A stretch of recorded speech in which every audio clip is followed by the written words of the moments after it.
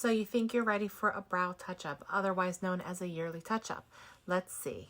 Question 1. Have your brows faded in color by at least 50%? Question 2. Is the shape lacking in definition and/or structure? Number 3. Are the borders faded or difficult to see? And 4. Are your hair strokes no longer visible or hard to see? If you have answered yes to any of those 4 questions, then yes, you are ready for a touch-up. You don't have to keep watching this video. If you have answered no to any or all of those questions, then please keep watching. The new pigments that we use in the studio are highly pigmented, which means that they last longer in the skin. New normal length of time between touch-ups is between 2 and 3 years, with some people getting more to 4 and 5.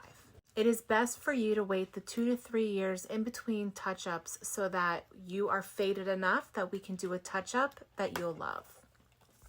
Letting them fade out means that we have more color and shape options to give you at your touch-up. What happens if I come in too soon? The effects of adding too much color too soon add to darker brows that can shift cool.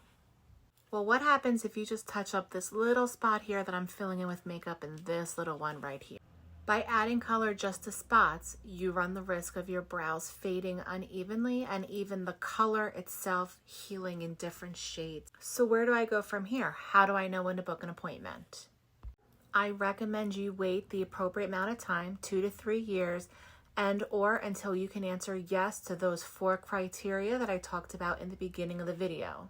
It's just recently being talked about that injectors should dissolve lip filler, cheek filler, between every 2 to 3 appointments, because lip filler, no fault of the injector or of the patient, it migrates, it can change, it can move.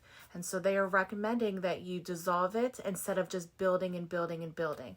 The same can be true with brows. If you keep adding color on top of color, the color is just going to keep getting darker. If you feel that your brows are too dark and you wish that they were lightened up, we offer toning sessions that will tone the color down and warm it up without making the color darker. We also can recommend some removal services where you can remove some of the color and then add to it later. There's nothing wrong with having a session or 2 of removal on the brows. If you choose to do a session of removal, it's a very gentle procedure. It's like a chemical peel that's applied on top of the brow to help to lighten the appearance of the darkness. So after waiting the appropriate amount of time, the 2 to 3 years in between touch-ups, when you come in for your appointment, instead of doing a traditional yearly touch-up where I will apply color, we will analyze your brows and we will see, do they feel too cool to you? Do they feel too light to you? We will address all those issues and find the best way to get your brows feeling 100% like you. I hope that you find this video helpful and useful and understand that what I'm trying to avoid is all the stuff that you saw before you came to me about ugly, blotchy, discolored eyebrows.